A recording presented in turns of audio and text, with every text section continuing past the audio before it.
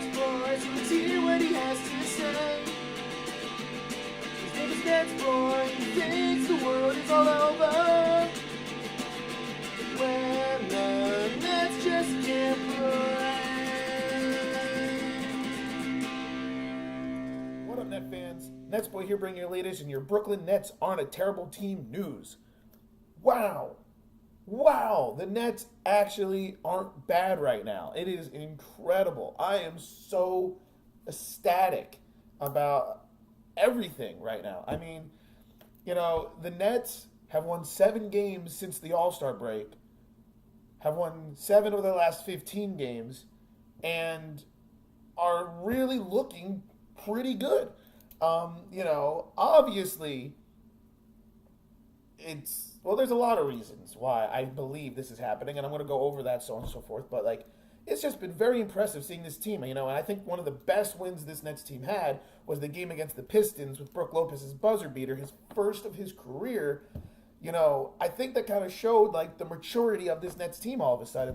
All of a sudden, this Nets team knows how to play basketball. After the first half of the season being as clueless as possible, they had 9 wins in the first half of the season. Now they have 16. That is, to me, very, very impressive. They've almost doubled their win total already through more than half the season in a span of a month. So it's been really great to see. And this episode, I'm going to spend a lot of time talking about why I think the Nets are turning it around and what I think could actually happen with the team moving forward. The big reason why this team is playing better, and it's so obvious, anyone with eyes can see it, and that is the fact that Jeremy Lin is back and healthy. And look, Jeremy Lin is the key to this team. I said it before in the preseason, with my preseason predictions, that this team is going to be only as good as Jeremy Lin. If Jeremy Lin played great, this team is going to be, I said good. If Jeremy Lin played good, this team would be okay. If Jeremy Lin played okay, they'd be bad, and so on and so forth. A notch under whatever he performed. But that's how important he is. And you can see that these last 15 games, yes, he missed, I think, 2 games with an ankle injury. One of those games, I think the Nets still managed to win. But either way, you can see how much of a different team they are with Lin. Just having your floor general, your captain, your leader on the floor just makes everything better. And this took pressure off Whitehead, who's played very well. And this has taken pressure off of people like Spencer Dinwiddie, who, by the way, has not played very poorly at all. And I know NetsBoy has been very harsh on Spencer Dinwiddie, mostly because NetsBoy had never heard who the hell he was. But Spencer Dinwiddie has been more how can I word this? He hasn't been bad. He really hasn't. He's been very solid, in my opinion. And I say, okay, Spencer, I see now why the Nets liked you. I see the pros and cons from you. He's kind of to me, Spencer Dinwiddie's like a watered-down Sean Livingston. He's long, big for the point guard position. He's very athletic, and he's a solid distributor. But he doesn't have the same type of offensive game that Livingston had. Sean Livingston could almost automatically make a mid-range jump shot, almost automatically make a post-up shot. But the other side, Spencer Dinwiddie is actually capable of making a 3, unlike Sean Dinwiddie, I was about to say. Unlike Sean Livingston, put the 2 together. Sean Livingston, who might have 5 career 3s ever in his, But that's kind of why I think the Nets liked him. They see kind of the long defensive abilities of Spencer Dinwiddie because he is a solid defender. So I'm actually okay with Spencer Dinwiddie now. I don't have a problem with this guy. I think he's absolutely a rotational player. And like I said, Whitehead has played really well of late. Lopez has been phenomenal, especially with the game winner, and he's really taken charge as being the best guy on the team. And then, everyone else has kind of fallen into place and playing really well.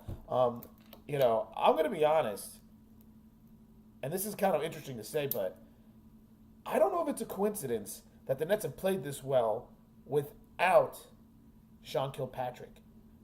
This is kind of messed up to say because Sean Kilpatrick, to me, he was always an X factor on this team. When he had a great game, and that's really great. And they do win games with Sean Kilpatrick.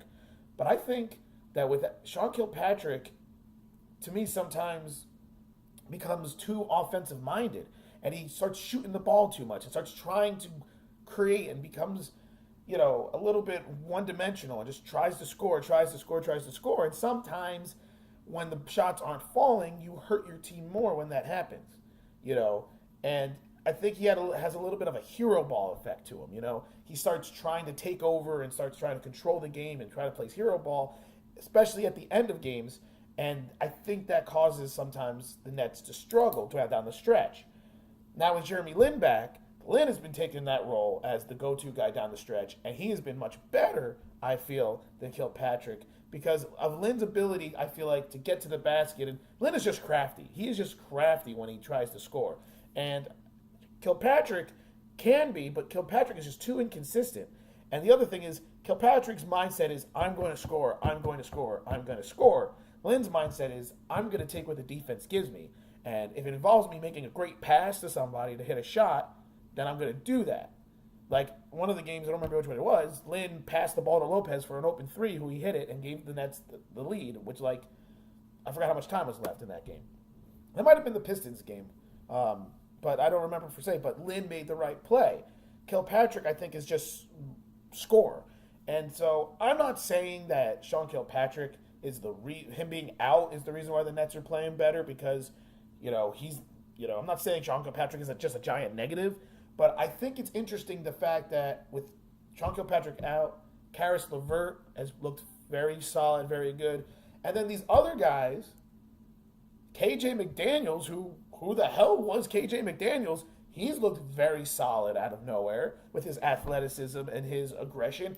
And then Archie Goodwin, someone who the Nets picked up on a second 10-day contract, he's looked good as well. So it's almost like, they're noticing that, like, these guys are just, I don't know. I don't know if it's like my whole thing is like, what's going to happen when Sean Kilpatrick comes back? What's going to happen now? Because it's like, the Nets look solid. The Nets look like an okay team. They're not a great team, but they're an okay team right now. And, like, when Kilpatrick comes back, like, is it going to cause some problems? Like, who's going to sit out?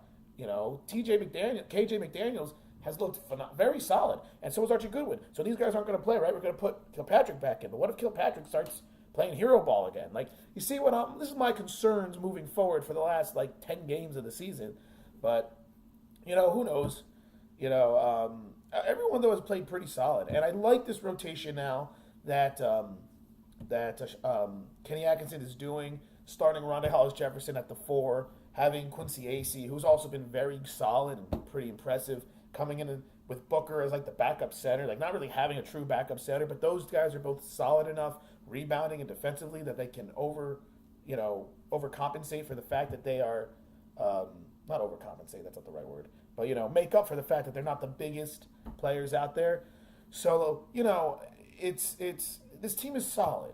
And, I'm kind of interested to see, though, what would happen when Joe Harris comes back, because he's been out with injury, too.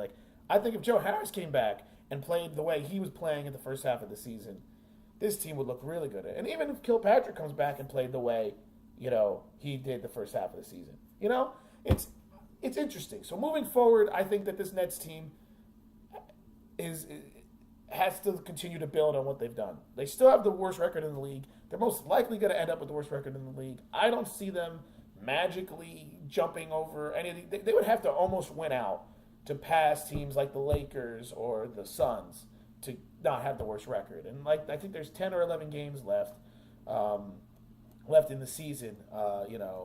They got the 76ers on Tuesday, the Pistons on Thursday, the Magic on Saturday, the Hawks again on Sunday, 76ers again. There are actually a lot of winnable games here the rest of the season. I think the only game that's I would say is not a winnable game is the game against the Celtics in April. But even then, the Nets almost beat the Celtics there. So looking at the last 1, 2, 3, 4, 5, 6, 7, 8, 9, 10, 9. Looking at the last 9 games for the Nets, they could definitely win every one of these games. Now they're not going to go 9-0, but they certainly could win these games. So I think moving forward, the key is just to see what is this Nets team going to do, continue to see how well does this team play with Jeremy Lin, see what happens if Sean Kilpatrick and Joe Harris come back. Personally, I actually want them to come back so we can see for at least a span of 5 to 8 games what this team looks like fully healthy. Because let's be honest, I don't think this Nets team has ever been fully healthy, other than like the first few games of the season when they went like 4-4. So I want to see what this Nets team looks with a fully healthy roster. So I do want Kilpatrick to come back and play, and Joe Harris, even though I know I've been saying, I don't know, Kilpatrick scares me now, but whatever. That could be me just over analyzing things. Like, I want to see what this team looks like with these last 5 or 10 games with those guys as a full unit. And maybe we can understand then what we really have, what this Nets team really is. Because the truth is, we've never really had a chance to see it. Which is why I think that's a big reason why the Nets did not trade Brook Lopez at the trade deadline. Because they really want to see, Sean Marks wants to see, what is this team like? Which is also why I don't know if the Nets are going to shut down Brook Lopez. There is no rumors yet that the Nets are going to shut down Brook Lopez for the rest of the year. I think that could happen, but I think that the Nets really do want to see, what do we have? Because next year, we'll see. We'll see what the strategy is for Sean Marks, but you need to know what you have now to figure out what you will do in the future. Yeah. So, like I said, we'll see what happens. Nets have some very winnable games coming up.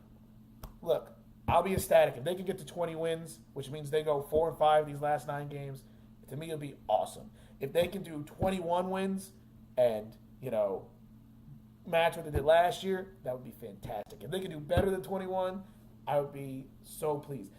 But who knows? But let's see what happens. But once again, the key is Jeremy Lin's health, this whole team's health, seeing this team playing as a unit and just getting better. And let's see what happens. So until the next NetsBoy episode, this is NetsBoy being very, very pleased with how the Nets are playing of late and signing off.